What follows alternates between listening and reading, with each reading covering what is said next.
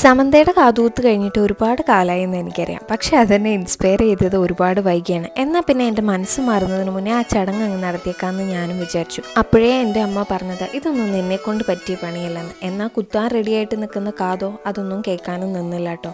നേരെ പോയി ചറപറ കാതങ്ങ് കുത്തി. എനിക്കറിയാം ഒട്ടുമിക്ക ഗേൾസിനും എൻ്റെ ഇപ്പോഴത്തെ ഈ ഒരു അവസ്ഥ റിലേറ്റ് ചെയ്യാൻ പറ്റുന്ന ഒന്നാണ്. ഇത് കുത്തിക്കഴിയുമ്പോഴായിരിക്കും കേട്ടോ നമ്മളിൽ ചിലർക്ക് ഈ ഒരു ഫോബിയ സ്റ്റാർട്ട് ചെയ്യുന്നത്. പതിവില്ലാതെ നമുക്ക് കാത് ചൊറിച്ചിൽ, മുടി അഡ്ജസ്റ്റ് ചെയ്യൽ, അന്ന് വരെ നമ്മൾ നേരെ നീണ്ട് നിവർന്ന് കിടന്നുറങ്ങുന്ന ആൾക്കാരായിരിക്കും കേട്ടോ. അന്ന് മുതൽ നമുക്കൊന്ന് ചെരിഞ്ഞ് കിടന്നുറങ്ങിയാൽ കൊള്ളാമെന്ന് തോന്നും. പിന്നെ പതിവില്ലാത്തൊരു വൃത്തിയും വെടിപ്പുമായിരിക്കും. അന്ന് വരെ തല നനച്ച് കുളിച്ചിട്ട് 2-3 ദിവസങ്ങളിലോ അല്ലെങ്കിൽ ആഴ്ചകൾക്ക് മേളിലോ ആയിട്ടുണ്ടാവും. അന്ന് തന്നെ നമുക്കൊന്ന് തല നനച്ച് കുളിക്കണമെന്ന് തോന്നും, ചെവി ഒന്ന് ക്ലീൻ ചെയ്യണമെന്ന് തോന്നും. ഇങ്ങനെയുള്ള ആവശ്യമില്ലാത്ത പരിപാടികളൊക്കെ ഈ കാത് കുത്തി കഴിയുമ്പോഴായിരിക്കും നമുക്ക് തോന്നുക. പിന്നെ ഞാൻ മനസ്സിലാക്കാൻ വൈകിപ്പോയ മറ്റൊരു കാര്യമാണ് കേട്ടോ, ഈ ചെവിയും തലമുടിയും തമ്മിലുള്ള ഒരു ആത്മബന്ധം.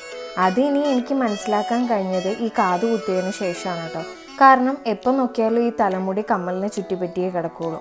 അപ്പോൾ വരുന്ന വേദനയുണ്ടല്ലോ എൻ്റെ സാറേ, ചുറ്റുമുള്ളതൊന്നും കാണാൻ പറ്റൂല.